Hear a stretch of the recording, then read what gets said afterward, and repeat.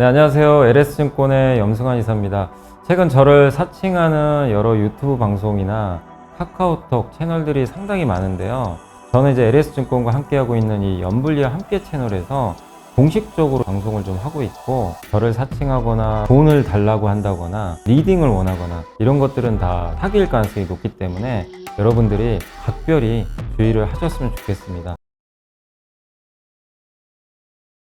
우리의 등장은 쉽게 뜨거워지는 심장을 지키고 길 잃은 머릿속을 냉철하게 만들 것이다.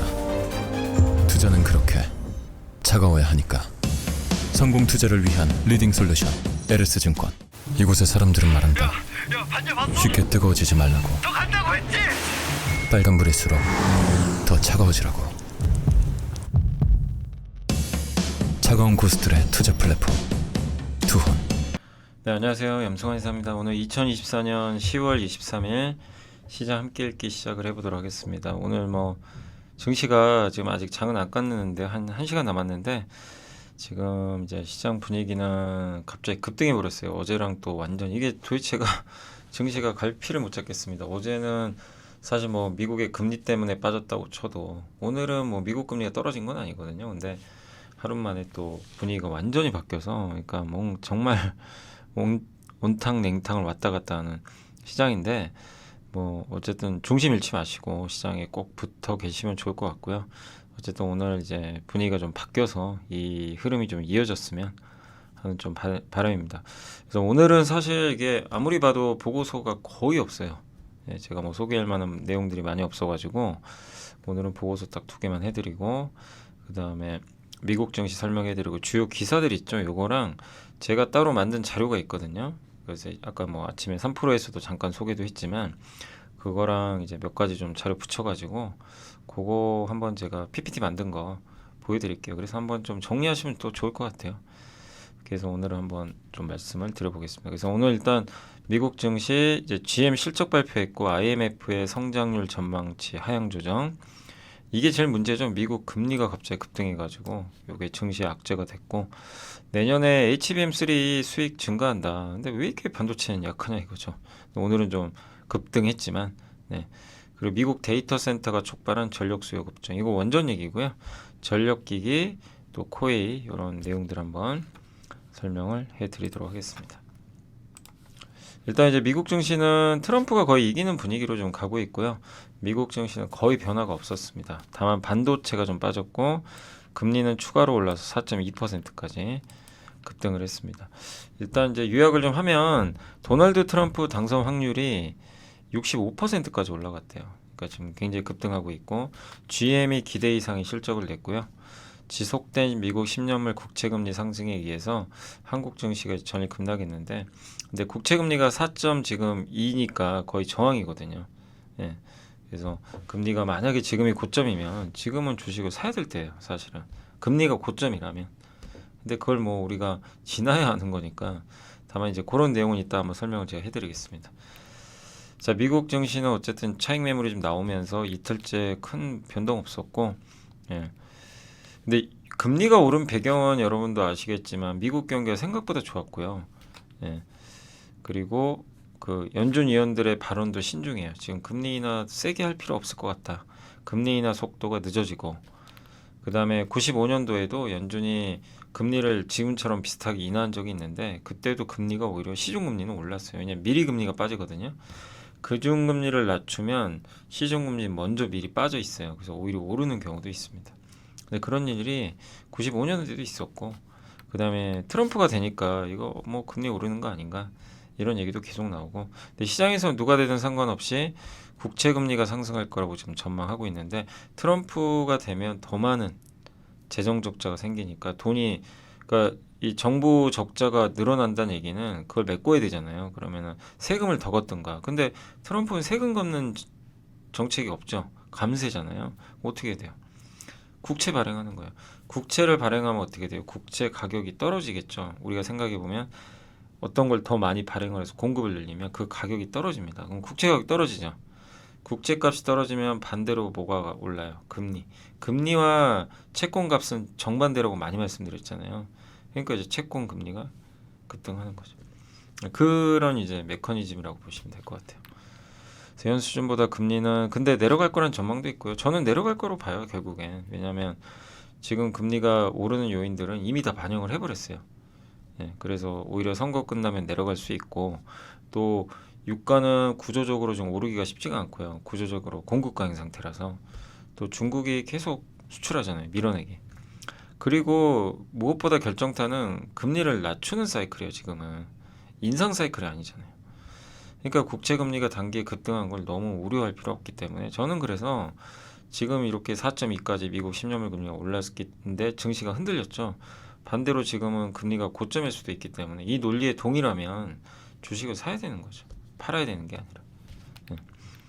그리고 대선 여론조사를 종합해보면 해리스가 지금 조금 더 우위는 맞는데 7개 경합주가 중요하죠. 그래서 270명 확보해야 되는데 펜실베니아에서 지금 그 트럼프가 좀 유리해졌어요.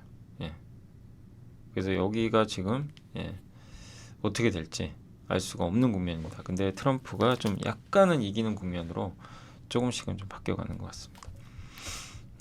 그래서 이런 부분들이 이제 트럼프한테 유리하게 작용하니까 트럼프 되니까 뭐 금리 오른다. 금리 오르니까 성장주 막 바이오 빠지고 막 이랬던 거죠.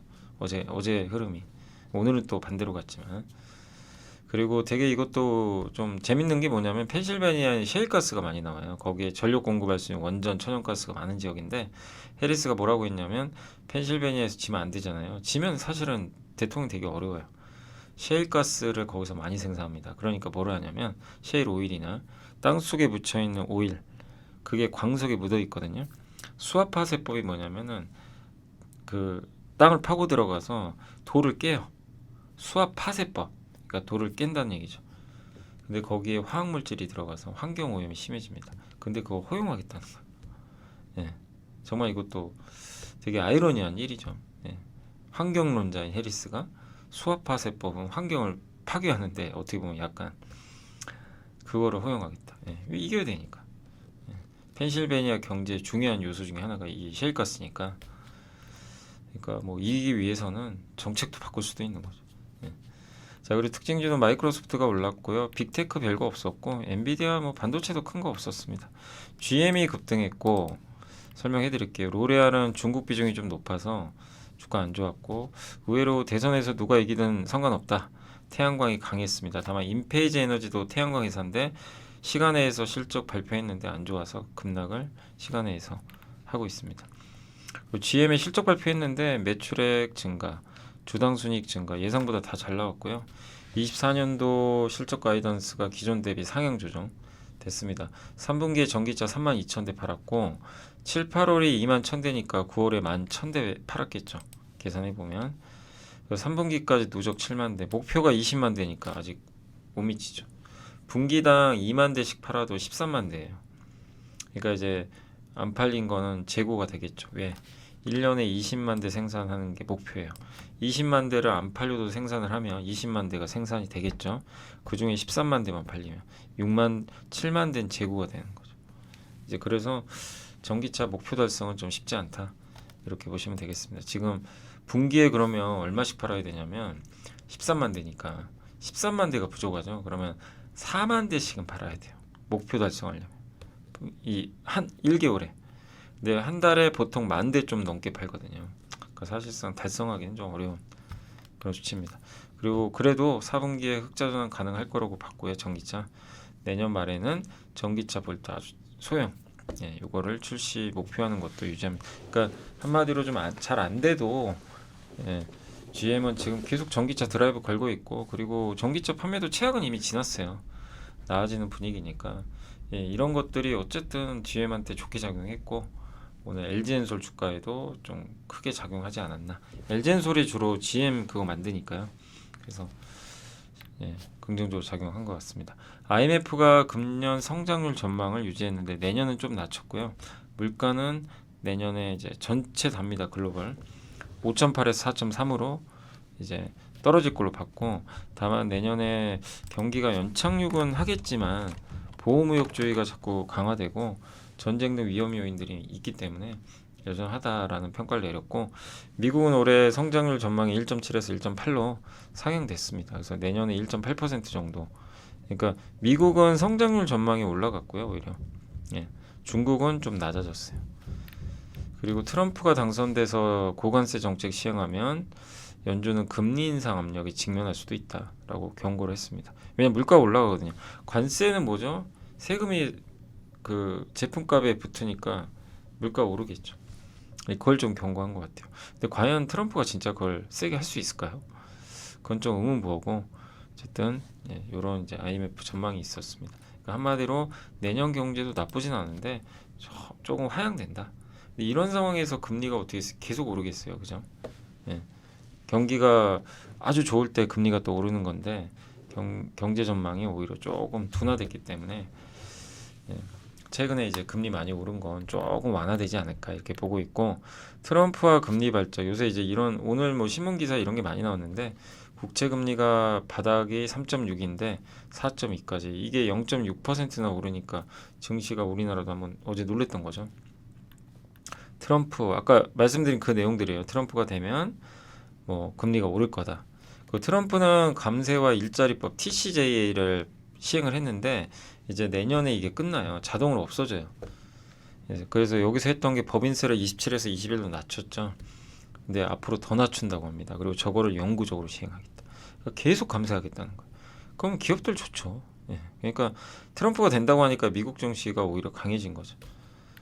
예. 근데 이거를 재정 적자를 메꾸려면 뭐 국채 발행해야 되는. 그럼 금리는 오르겠죠.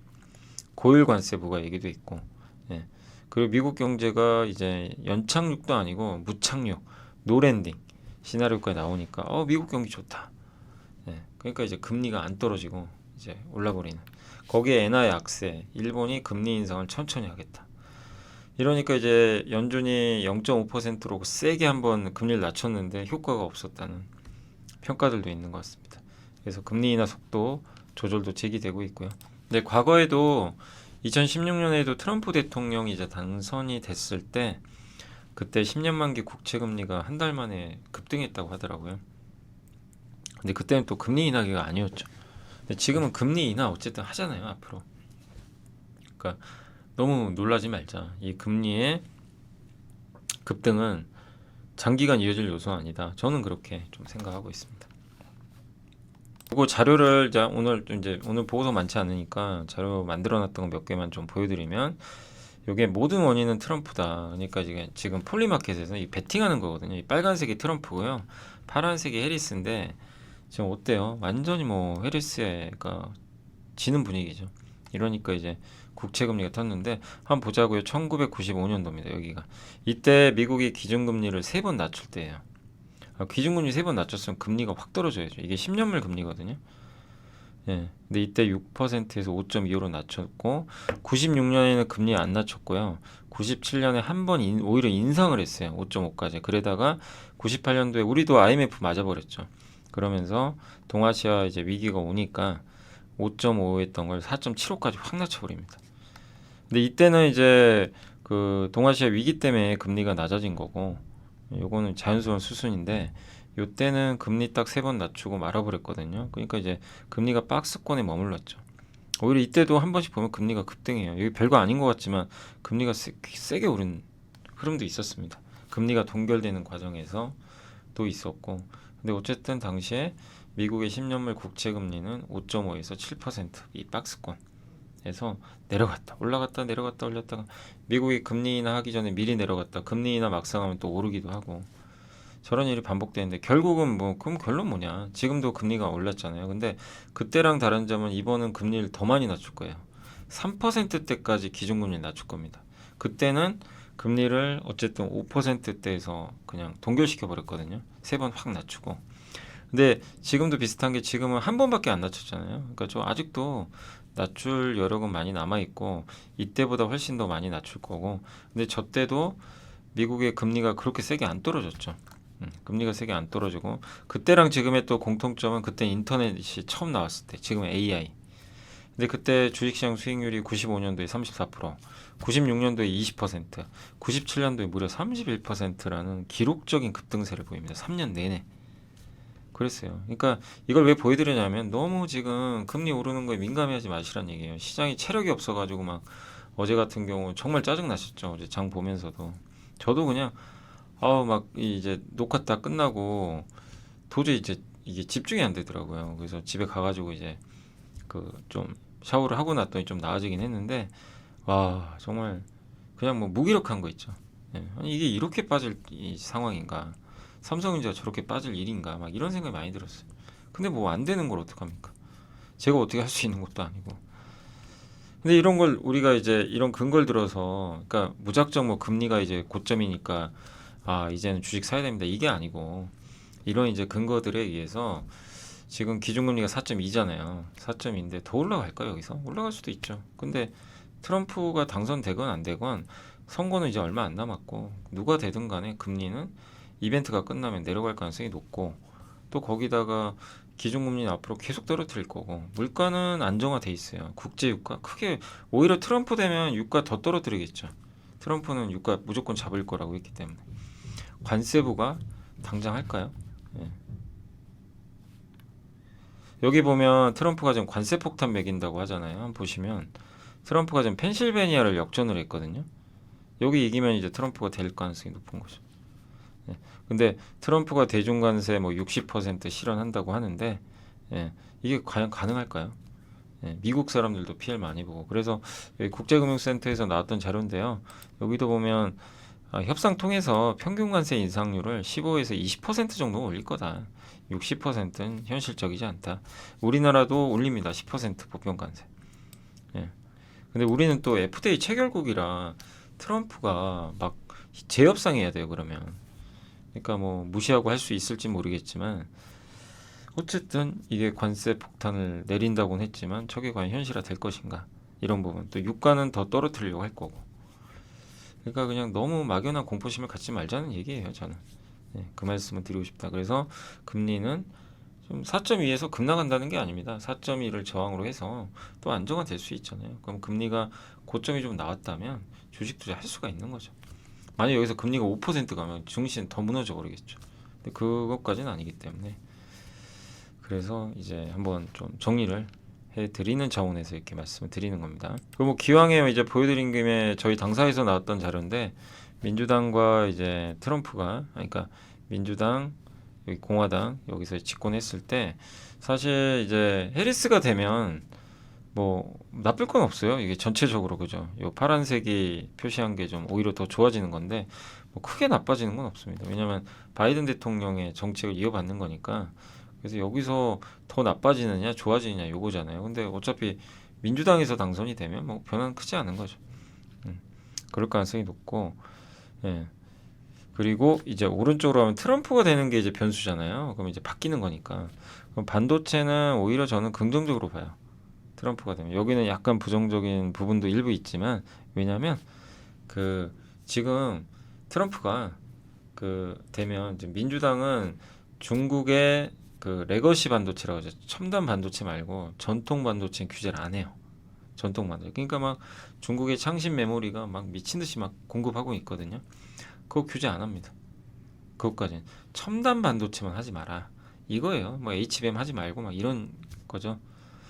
근데 트럼프는 아닐 가능성이 높아요. 트럼프는 아예 모든 반도체 하지 마.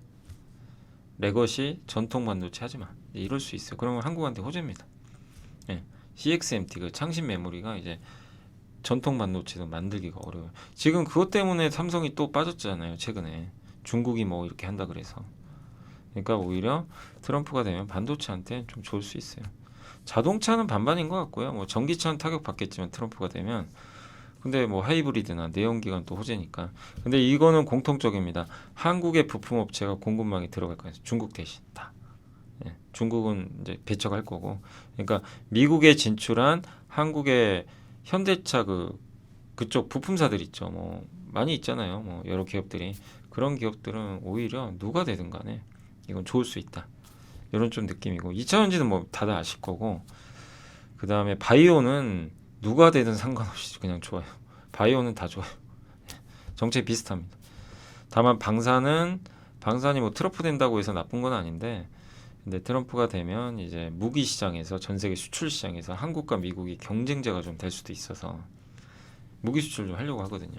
그게 좀 부담이 되는 거죠. 그 부분은 조금 이제 트럼프가 되면 방산한테 약간 악재가 될 수는 있다.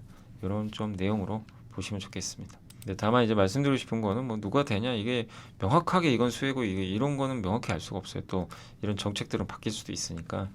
그리고 옛날에 트럼프 당선 시기 2016년에 그리고 4년 동안 집권기에 신재생 에너지가 급등했어요. 이것도 참 이상한 일이죠.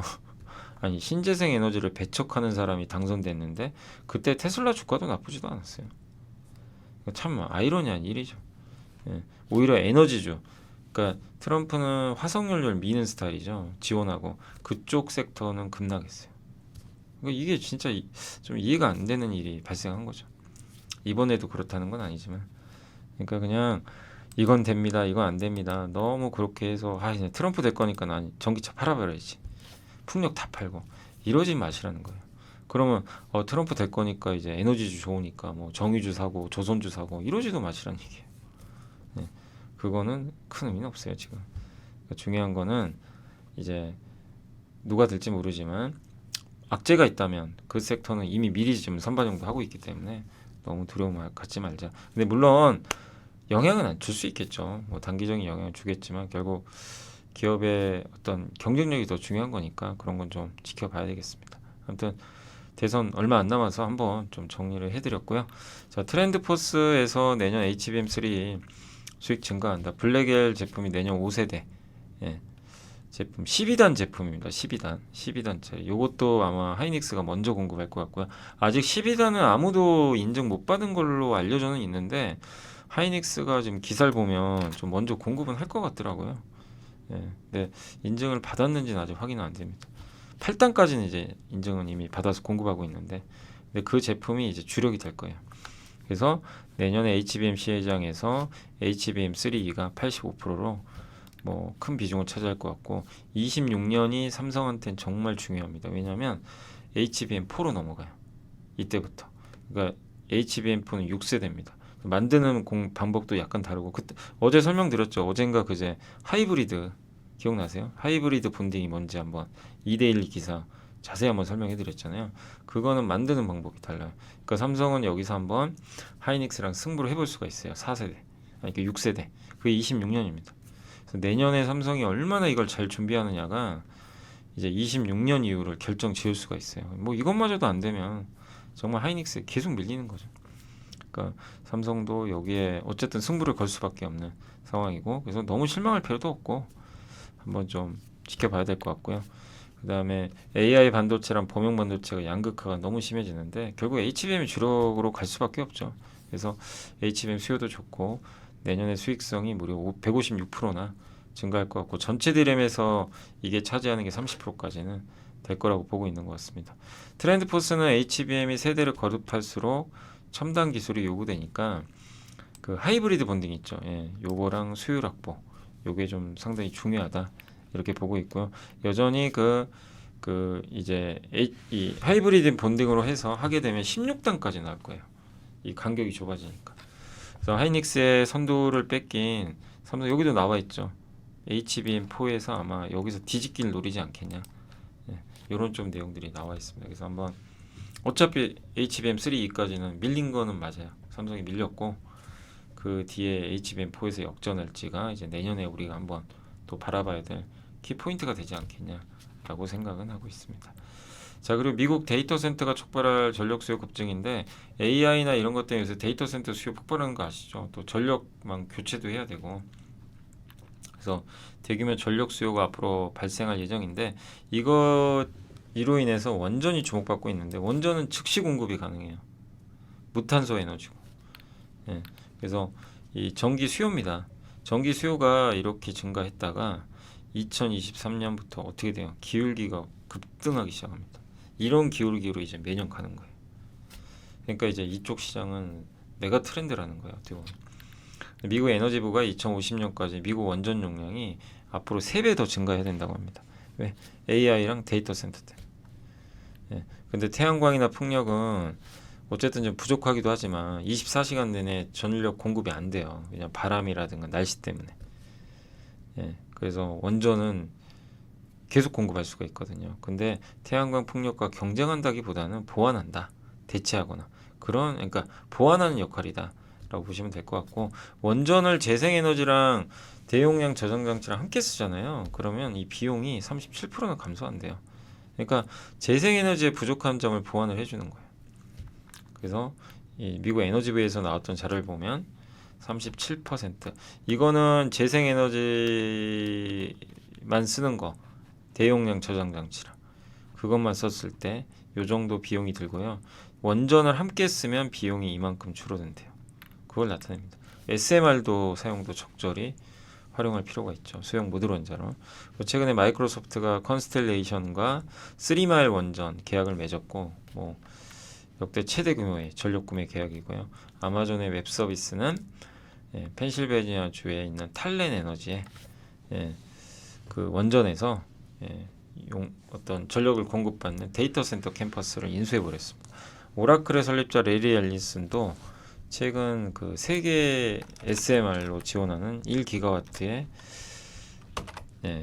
그 데이터 센터를 이제 건설하는 계획을 발표했다고 합니다. 그러니까 소형 모듈 원자로죠.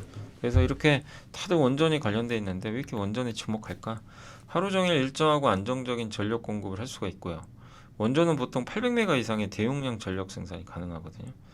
또 단일 발전소로도 대규모 데이터 센터 전력 수요 충족이 가능하다고 합니다. 그래서 탄소 배출도 없고, 그러니까 신규로 짓는 거는 시간이 많이 걸리지만 기존 거를 이제 많이 활용하겠다는 거예요. 그럼 유지 보수 시장도 커질 거고. 그러니까 이렇게 보시면 돼요. 미국은 신규 원전 건설 지을 겁니다. 지을 거지만 시간 좀 오래 걸리고, 그다음에 유럽은 신규 원전을 많이 지을 거예요. 체코에 이번에 우리가 수주 받았지만 체코가 끝이 아니죠. 계속 늘어날 가능성이 높기 때문에 원전주에 좀 계속 조정을 받을 때 주목을 한번 해나가시면 또 괜찮지 않을까라고 생각을 하고 있습니다. 그래서 일단 이런 이제 주요 이슈들 설명해 드렸고, 오늘 보고서는 많지는 않고요. 보고서랑 맞물려서 제가 이제 만든 자료도 한번 보여드릴게요.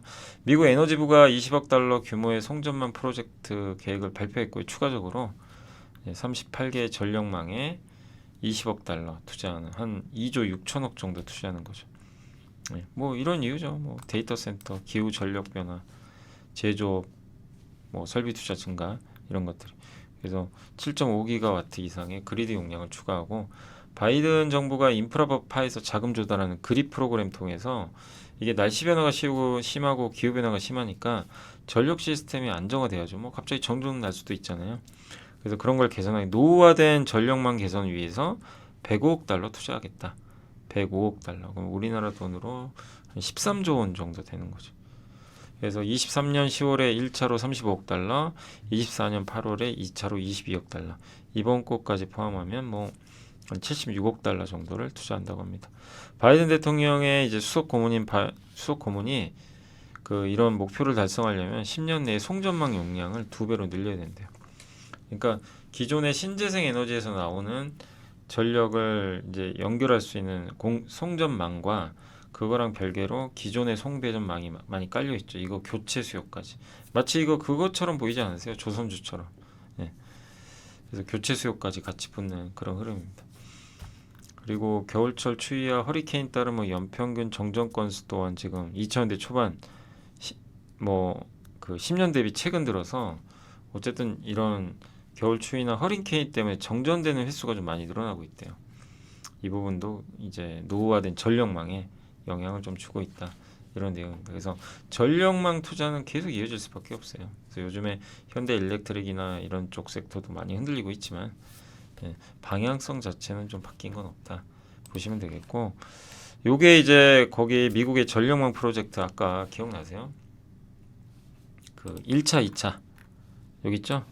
요 내용 한번 설명 간단히 해드릴게요. 그래서 1차가 2023년 10월 30일 날 바이든 대통령이 미국에 대한 투자라 그래서 요걸 한번 했고, 6개 주에 걸쳐서 3개의 지역 간 송전선을 지원하는 겁니다. 그래서 요거 이제 미국의 DOE 직접 들어가서 제가 한번 캡처를 해온 거고, KB증권에서 나왔던 자료도 한번 그때 참고를 했습니다. 그래서 여기 보면 이게 1차예요. 요 약간 파란색 있죠. 여기 이게 뭐 하는 거냐면 이 세 개가 여기서 풍력 같은 데서 풍력 있잖아요. 풍력이나 이런 신재생으로 만든 전력을 연결해야 될 거 아니에요. 그걸 까는 작업이에요. 송전망. 그래서 그 여기 수입 노스 요런 지역은 풍력 에너지를 공급하는데 여기에 285마일의 송전선을 까는 거죠. 밑으로 공급하는 거예요. 이게 연결해가지고 이런 것들을 한다는 얘기죠. 그래서 이걸 통해서 뭐 13,000개 일자리도 창출하고 그런 내용이에요. 근데 1차만 했었는데 2차도 있습니다. 10월 30일 날 이제 한다고 하고요. 4개의 송전 프로젝트에 15억 달러 투자를 할 예정입니다. 비용이 많이 드는 송전 혼잡을 완화할 예정이고 수백만 미국인에게 저렴한 요 진한 파란색 요 4개 요게 이제 2차 송전망 프로젝트예요. 이렇게 연결하는 겁니다. 이런 것들을 이제 각각 다 연결을 해서 이제 신재생 에너지로 만든 전력을 공급하겠다. 이런 이제 청사진으로 보시면 되겠습니다. 근데 지금 미국의 신재생 발전 설비 용량이 있잖아요. 지금 신재생에서 전기가 생산될 거 아니에요. 이거를 연결을 할 수 있는 전력망이 있어야 되는데 그게 지금 대기 상태인 경우가 많대요. 그래서 2.6 테라와트 에너지가 전력망이 연결이 되야 되는데 아직 못 하고 있는 거죠. 저 수요도 엄청나겠죠, 사실. 굉장히 많겠죠. 그래서 미국은 땅도 넓고 전력망이 너무 노후화됐고 근데 데이터 센터는 계속 지어야 되고 AI 필요하고 전력은 많이 써야 되고 신재생도 해야 되고 근데 그걸 또 연결해야 되고 그러니까 이 산업이 그냥 단지 일회성으로 오는 산업은 아니다라는 걸 꼭 좀 이해하시면 또 좋을 것 같습니다. 전력과 이제 또 마찬가지로 요즘에 이제 애널리스트 분들이 천연가스 얘기 계속하죠. 천연가스. 근데 그래서 저도 한번 자료를 찾아봤어요. 근데 여기 보시면 사우디가 최근에 대규모 정유 석유 이거는 아마 보고서 제가 한번 보여드렸죠. 월요일 날 아람코의 라스 알 카에르 여기래요. 여기 요 지역이에요. 파딜리는 지금 가스 프로젝트 아람코가 가스 프로젝트 하는 데고 여기가 이제 그 원래 정유화학 프로젝트 하던 데인데 이걸 취소해 버렸어요. 계획을 이거 안 한다. 그러니까 원유보다는 천연가스로 가는 거예요. 천연가스 투자를 계속하겠다. 이쪽은 집중하는데 원유나 석유화학 프로젝트는 막 취소합니다. 그래서 지금 사우디의 정책은 가스 쪽에 좀 집중돼 있는 그런 상황이고 아람코가 원유 최대 생산 능력 확장 계획도 중단했고요. 천연가스 생산을 앞으로 60%더 늘리겠다. 기존에 50%인데. 한마디로 사우디도 가스, 미국도 가스죠. 미국의 천연가스 수요가 지금 앞으로 증가할 것 같고 23년 대비해서 2030년에 20% 정도 증가할 거라 보고 있고 재생에너지만으로 안 되니까 천연가스 발전소로 빨리 이걸 건설을 해가지고 메꾸겠다는 거죠. 특히 미국의 오하이오주에 데이터 센터가 많아서 여기에 전력은 46% 천연가스라고 하고요. 또 남는 천연가스는 수출도 합니다. 킨덤 오건이라는 이제 회사의 자료인데 여기서도 수십 년간 업무 경험 중에 지금처럼 천연가스 인프라를 지속적으로 활성화할 수 있는 기회가 풍부한 환경은 이제 처음 본다. 그만큼 이제 이 천연가스 쪽에 대한 수요가 좀 늘고 있다는 걸 염두에 두시면 좋을 것 같습니다. 그러니까 한마디로 천연가스가 새로운 전력원이 되고 있다. 원전도. 그래서 이 두 가지가 우리가 좀 주목해야 될 에너지원이에요. 이런 거를 좀 계속 공부를 하시면 좋겠고 그러니까 저도 최근에 계속 이런 기사들 보고 보고서도 찾아보고 공공기관도 들어가고 막 구글링도 해보고 챗GPT에 물어보고 이게 몇 번 하다 보니까 결론이 나요. 결국 태양광 풍력만으로는 되게 힘든 상황이고 전력 수요는 너무 많고 그래서 원전과 천연가스를 써야 되는구나. 근데 미국만 그런 게 아니구나. 이게 이제 그 결론입니다. 그게 결론을 내시면 될 것 같습니다. 그리고 이제 보고서에서는 이제 아까 방금 말씀드린 이런 내용을 한번 말씀드렸고 코웨이가 이제 3분기 이익은 조금 기대보다 못할 것 같지만 마케팅 비용을 집행하면서 좀 그랬으니 일시적이고 오히려 그것 때문에 좀 주가 빠진다면 구조적인 문제는 아니다 라고 보시면 되겠습니다. 원래 4분기에 마케팅 비용을 처리했는데 이번에 3분기 4분기에 나눠서 한대요. 그럼 당연히 3분기에 일부 마케팅 비용이 들어오니까 실적은 조금 부진할 수도 있죠. 근데 중요한 거는 마케팅보다도 회사의 성장이 이어지고 있느냐. 근데 말레이시아의 법인이 있잖아요. 여기가 매출액이 무려 2,860억 성장, 영업이익은 36%나 성장할 걸로 보고 있어서 성장 자체는 문제는 없는 것 같아요. 그래서 점유율 확대 추세 아마 내년에도 지속될 것 같고 국내 법인의 외형도 확장되고 말레이시아 법인도 좋고 태국 법인도 성장하고 있어서 여러 가지 면에서 국내와 동남아가 같이 가는 그림으로 보고 있는 것 같습니다. 코웨이는 원래 금리 하락 수혜주죠. 그래서 최근에 금리 반등은 좀 부정적일 수 있지만 구조적으로는 금리 인하는 어쨌든 시작됐기 때문에 중장기 금리는 좀 완만하게 내려갈 걸로 보이고요. 주가도 저평가돼 있죠. 자기 자본 이익률 20%, PBR이 1.6%, 1.6배 정도 되기, 1.6배 정도 되니까 비싸다고 할 수는 없는 거죠. 그래서 지금은 뭐 근데 최근에 조금 주가들은 오르잖아요. 오르고 있으니까 뭐 쫓아가실 필요까지는 없겠지만 이런 내용들 참고하시면 또 좋을 것 같습니다. 그리고 이제 공시 한번 볼게요. 어제 좀 공시가 많았어요. 어제 공시 중에 제가 어제 내부자 매수가 여기 안 적혀 있어가지고 제가 집에서 여기다 딱 이걸 해놨는데 안 적혀 있더라고요. 그래서 그러니까 그저께 나왔던 공시는 한솔케미칼이 있습니다. 이게 부사장이 장내 매수를 했어요. 그래서 1000주 정도. 한미반도체 곽동신 대표 오랜만에 들어왔습니다. 20억이 나왔어요. 네. 역시 살 때 많이 사시고 또 한 가지 좀 특징적인 게 PHA 아세요? 이거 기억나세요? 예, 이것도 본 지 오래되셨죠. 이 회사에 대해서 갑자기 저도 이 회사가 뭔지 모르겠습니다. 자산운용사에 미국에 코페르닉 글로벌이래요. 코페르닉 글로벌 이제 투자 회사인데 미국인데 운용자산 규모는 7.2조니까 뭐 아주 큰 건 아니지만 이 회사가 지분을 신규로 5% 샀는데 장내 매수를 했습니다. 1,100원대 주로. 공시에 다 나온 내용이죠. 그러면 PHA는 뭐냐? 이제 여러분들이 모르실 수도 있으니까 요거 자동차 도어 부품 기억나세요? 도어. 예. 그래서 어느 자동차에든 다 들어가는 거죠. 주로 현대기아에 납품하고 도어 레치, 도어 체커, 제대로 이렇게 도어가 그 열린 상태를 유지하고 있는지 이런 것들을 해주는 거고 뒤에 이제 여기 트렁크 요거 또 지금 열었다 닫았다 이게 잘 되는지 그런 이제 것들을 이제 부품을 만드는 기업이라고 보시면 되겠습니다. 북미, 인도, 동유럽, 인도, 중국에 공장이 있고 이건 제가 직접 다 찾아본 겁니다. 보수적 경영에서 대규모 투자로 전략이 바뀌었고요. 현재 미국 조지아주 서베너에 현대차 지금 전기차 전용 공장 10월에 이제 본격적으로 완공이 돼서 아마 내년부터 본격 가동 들어갈 것 같은데 그쪽에 PHA가 또 도어 모듈 및 레치 제조 공장을 건설 중이에요. PHA 조지아. 그래서 이게 되면 25년부터 미국 매출. 아까 제가 트럼프든 그 해리스든 누가 되든 자동차 부품한테 유리한 부분이 생길 수 있다. 왜냐하면 미국에 공장 짓고 미국 공급망 안에 들어오면 그걸 좀 우대해 주겠다는 거예요. 그러니까 이제 그렇게 보면 그 정책에 맞는 기업 중에 하나죠. 이게 다 우리는 공시로 이걸 공시로 어떤 내가 잘 알지 못하는 어떤 미국의 자산운용사가 왜 이렇게 많이 샀지? 찾아보니까 PHA 이런 기업이고 전기차든 뭐 내연기관 상관이 없죠. 뭐 자동차 문이니까. 근데 대선 공약을 봤더니 이제 부품 공급망 강화 자동차. 근데 여기에 북미 공장이 있으니까 이거 연결이 되겠네. 이렇게 볼 수도 있는 거죠. 그러면 그리고 내년부터 이제 본격적으로 미국 매출이 더 반영되면 매출 비중이 30% 이상으로 확대가 될 수 있는 거죠. 그래서 누가 되든 뭐 괜찮은 거죠.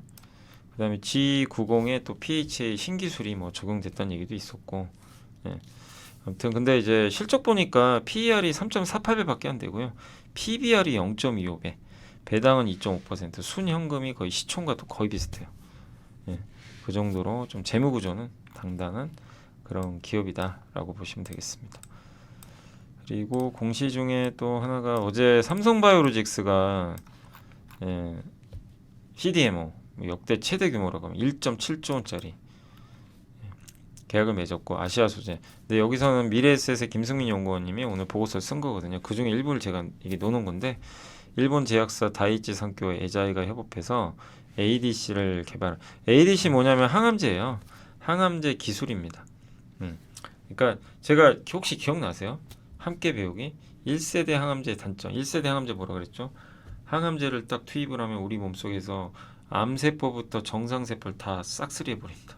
그냥 위에서 전투기가 그냥 막 융단 폭격하는 거예요. 뭐 민간인 이런 거 안 가리고. 그거 안 되는데 그게 1세대 항암제. 이게 효능은 좋은데 멀쩡한 몸이 망가질 수도 있어요. 그거 안 되잖아요. 그래서 ADC는 링커라는 걸 달아서 이제 연결을 하는데 이 암세포를 잡아야 되잖아요. 암세포 잡는 약물을 링커에 붙인 다음에 몸으로 보내요. 그러면 암세포 안에서만 터져요. 너무 좋은 기술이죠. 예. 그게 ADC예요. 예. 그러니까 그 정밀 유도 폭탄이 들어가 있는 거예요. 정밀하게 유도 폭탄이 딱 들어가서 야 여기서만 터져. 명령을 딱 내리면 여기서 터집니다. 그래서 암세포가 이제 박멸되는 거죠. 그게 ADC고 저걸 하는 회사가 바로 리가켄 바이오죠. 그래서 뭐 주가 엄청 올랐죠. 예. 근데 존림 대표이사가 이제 바이오재팬에 참석해가지고 CDMO 사업 더 확장하겠다라고 언급을 했고, 그래서 일본 기업 아니냐 이런 추정이 있습니다. 근데 2037년까지는 비밀 유지로 공개가 안 됩니다.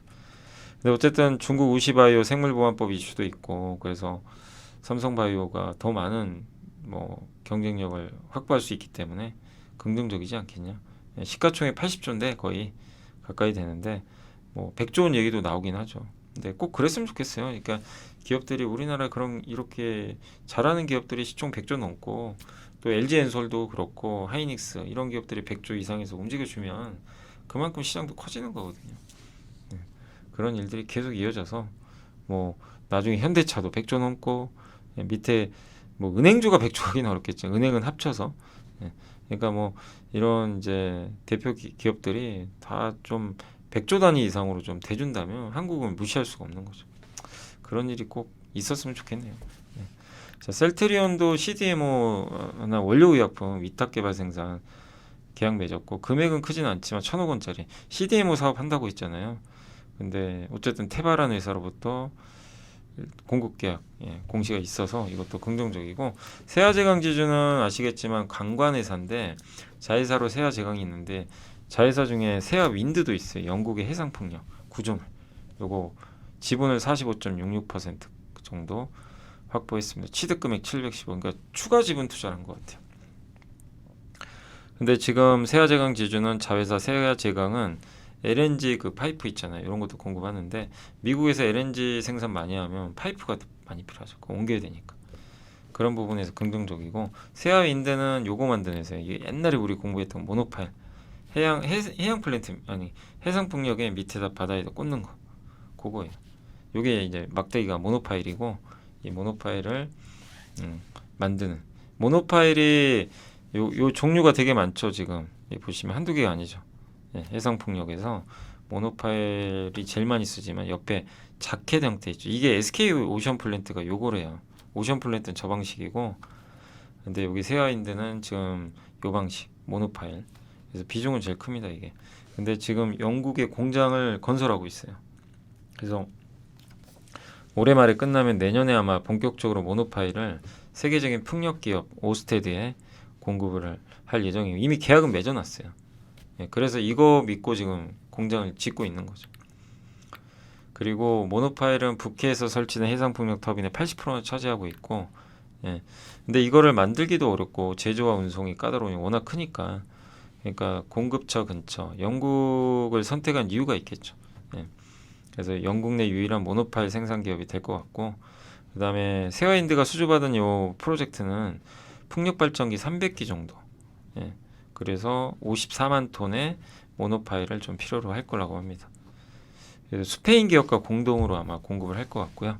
세아윈드 매출은 그래서 이런 게 반영돼서 내년 1분기 말 이후로 실적이 좋아질 것 같습니다. 그렇게 되면 세아제강 지주의 전체, 여기 비상장 기업이에요. 세아윈드. 세아제강 지주 매출에 일정 부분 기여를 하지 않을까. 근데 어쨌든 이런 탑업인 주식 취득 결정 공시가 나온 김에 이제 세아윈드까지 한번 제가 분석을 해봤습니다.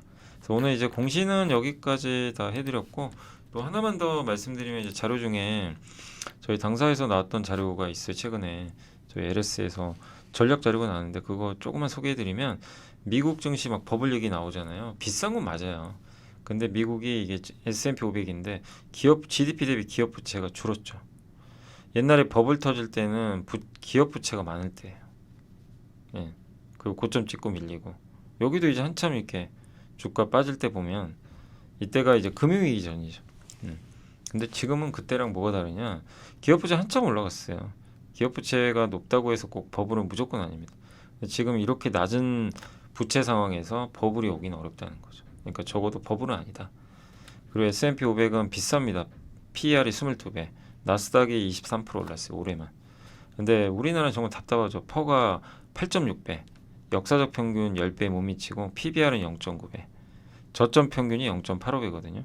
그러니까 한국은 완전 왕따예요. 연초 이후 수익률 코스피 마이너스 3, 코스닥이 한 마이너스 10 정도 됩니다. 그냥 처참한 수준이고, 예. 근데 이게 수출 증가율이 이렇게 둔화되면 지금 더는 좀 못 오르거든요.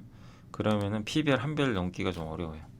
근데 하방은 또 단단합니다. 빠져봐야 0.85예요.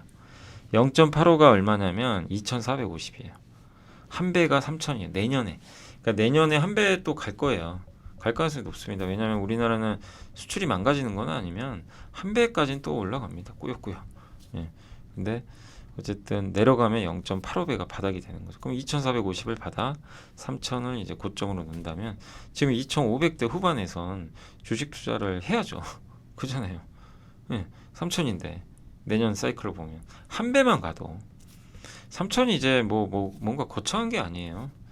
PBR이 그만큼 올라가기 때문에 정말 뭐 내년에 글로벌 경기 안 좋아서 망가지는 것만 아니면 도달이 불가능한 건 아닙니다. 그걸 나타니까 지금 이걸 보여드리는 건 너무 두려워하지 말자 시장.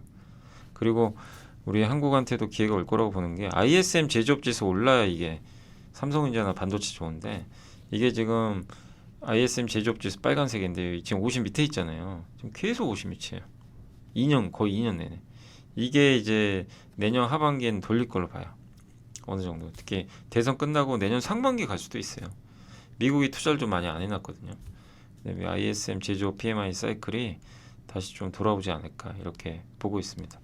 그러면 이제 그때 코스피 연평균 수익률이 되게 좋았대요. 이제 50 이상으로 회복되면 17.7. 그러니까 이런 거 보면 지금 결국엔 ISM 제조업 지수도 돌릴 확률이 높은 상황이기 때문에 도망가지 마셔라. 이 얘기를 드리는 겁니다. 마지막으로 요새 이제 뭐 하나투자증권에서도 나왔던 보고서 한번 제가 월요일날 소개해드렸지만 결국 이거예요. 그럼 이제 어떤 기업을 그러니까 뭐 단기 말고 중장기 투자할 때 우리가 어떤 기업 찾으면 좋겠냐 요 내용인데 결국엔 주도주를 잡아야 되는데 주도주는 지금 뭐예요? 수출주예다. 어떤 수출주? 내수하다가 수출로 바뀐 기업. 대표적으로 불닭볶음면, 현대차, SUV나 하이브리드가 국내에서 인기 많았지만 미국에서 빅히 트쳤죠. 이거는 이미 주도주가 됐던 기업들이에요. 이걸 지금 하라는 게 아니라 이미 이렇게 변신한 기업이 주도주가 됐던 겁니다. 예. 그래서 이 기업들은 또 많이 올랐으니까 현대차 빼고는 다들 많이 올랐잖아요. 그러니까 뒤늦게 뭐 투자하는 건 좀 기다려 보시고 뭐 알테오젠, 유한양행, 재룡전기, 실리콘투.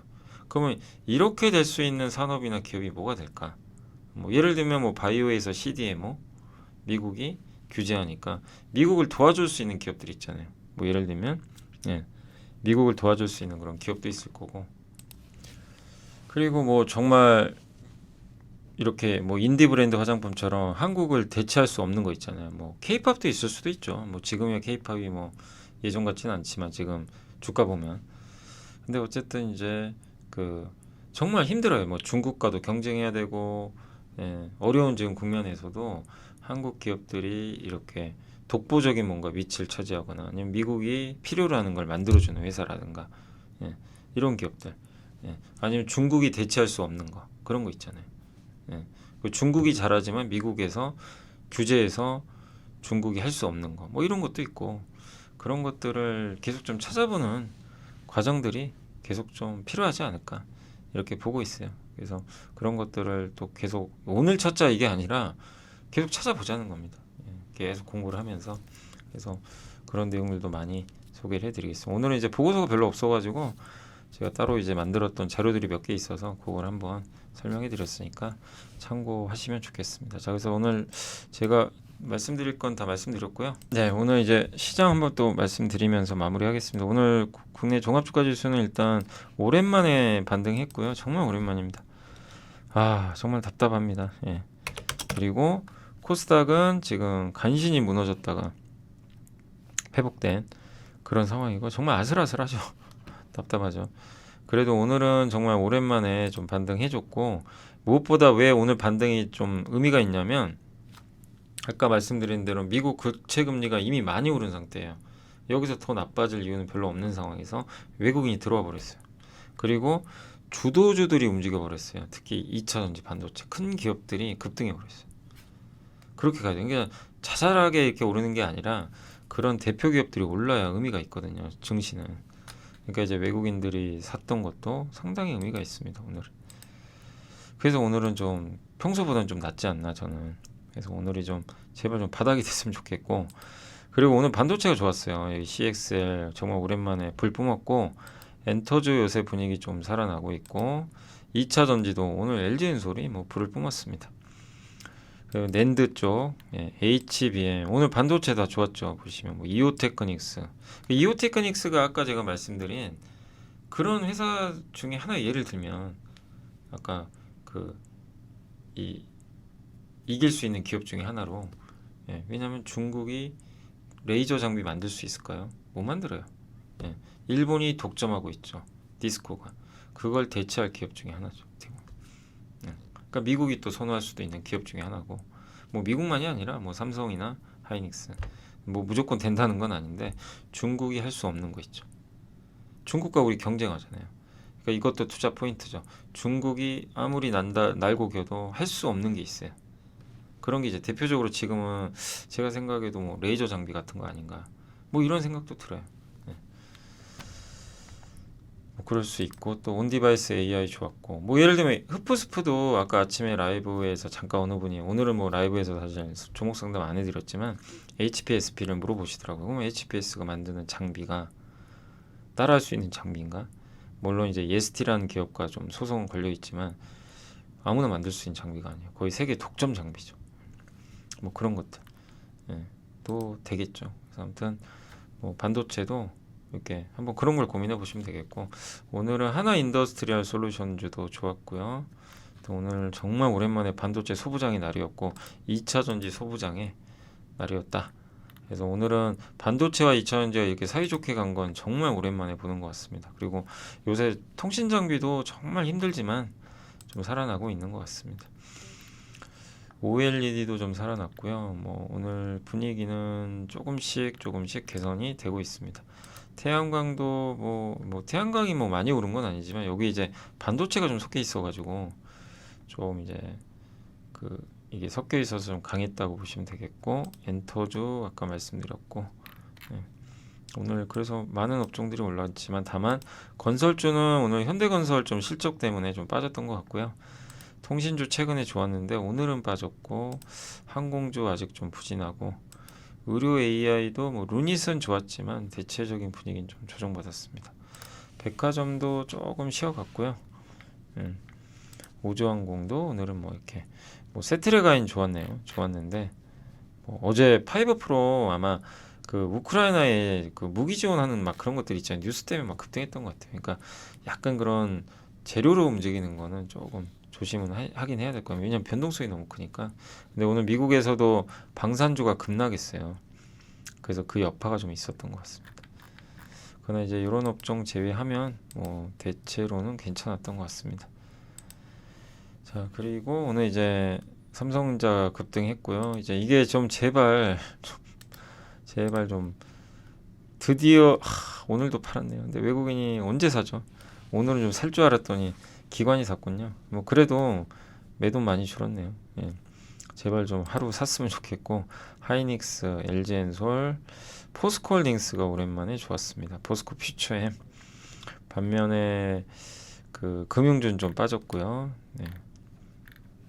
그리고 오늘 뭐 LIG는 방산주 안 좋았습니다. NC소프트가 좋았고 한미약품도 오늘은 오늘 제약바이오도 좀 많이 흔들렸어요 사실. 그리고 오늘 뭐 이오테크닉스 급등했고 에코프로비엠 2차전지 좋았죠. 흡프스프, 실리콘트는 뭐 많이 오른 기업들은 좀 빠지는 것 같습니다. 바이오 에스테이팜도 오늘 좀 빠졌고 펩트론은 좀 올랐고요. 그리고 테크윙, 뭐 대주전자재료 뭐 할 것 없이 2차전지와 오스코텍은 자회사 지분 갖고 있는 그 레이저 팀 있죠. 그거 성분 만드는 기업이거든요. 이거 상장한다고 하더라고요. 그러니까 상장하면 또 중복 상장 아니냐 막 이런 이제 우려 때문에 좀 빠진 것 같아요. 자꾸 이제 이렇게 비상장 기업을 상장시키면 그 지분 갖고 있는 기업이 호재라기보다는 이제 이중 상장 이슈 때문에 좀 흔들리는 부분도 일부 있는 것 같습니다. 그리고 PSK 홀딩스 뭐 오늘 파도 올랐고요. 오늘 뭐 코스닥 분위기 좋았던 것 같습니다. 거래대금 많이 나온 것 중에 하나 인더스트리얼 솔루션즈가 많이 올랐고요. LG엔솔 뭐 큰 기업들이 많이 올랐어요 오늘. 반면 동서 맞아요. 어제 말씀드렸죠. 어제 상한가 갔는데 제가 방송 끝나고 이제 확인해 보니까 결국에 회사에서는 수출할 계획이 없다고 합니다. 그게 뉴스로 나왔더라고요. 수출을 해야 돼요. 이제 커피 믹스를. 근데 그런 계획은 없다고 하면서 주가는 오히려 급락했다라고 보시면 되겠습니다. 그래서 오늘 방산, 바이오 뭐 일부 어제 폭등했던 그 기업들이 주가가 좀 안 좋았고요. 코스닥은 오늘 좀 급등한 기업들은 주로 반도체 장비, 뭐 엔터, 드라마 제작사 이런 쪽이 좋았습니다. 반면에 좀 급락한 기업들은 파이버 프로 어제 급등했던 스페커, 방산주가 좀 빠졌어요. 그리고 바이오주드, CDMO, 원료의약품 이런 최근에 좋았던 섹터들이 이틀째 크게 빠지는 모습으로 오늘 마무리가 된 것 같습니다. 자, 오늘 방송은 이제 여기까지 좀 말씀을 드리고요. 그래도 뭔가 오늘 좀 시장이 오후에 갑자기 돌려서 뭔가 좀 희망이 생겨서 그 점은 좀 다행인 것 같고 이 분위기가 좀 계속 잘 이어지기를 제발 좀 이제 연속적으로 좀 안정적으로 갔으면 특히 삼성전자도 그리고 근데 또 내일 빠지면 또 허무할 것 같고요. 아무튼 오늘 고생하셨고 저는 또 내일 이 시간에 찾아뵙겠습니다. 감사합니다. 우리의 등장은 쉽게 뜨거워지는 심장을 식히고 길 잃은 머릿속을 냉철하게 만들 것이다. 투자는 그렇게 차가워야 하니까. 성공 투자를 위한 리딩 솔루션 에르스증권. 이곳에서 배웠다. 믿음은 상처만 남긴다는 것을. 끝내야 할 때는 차갑게. 차가운 고수들의 투자 플랫폼 투혼.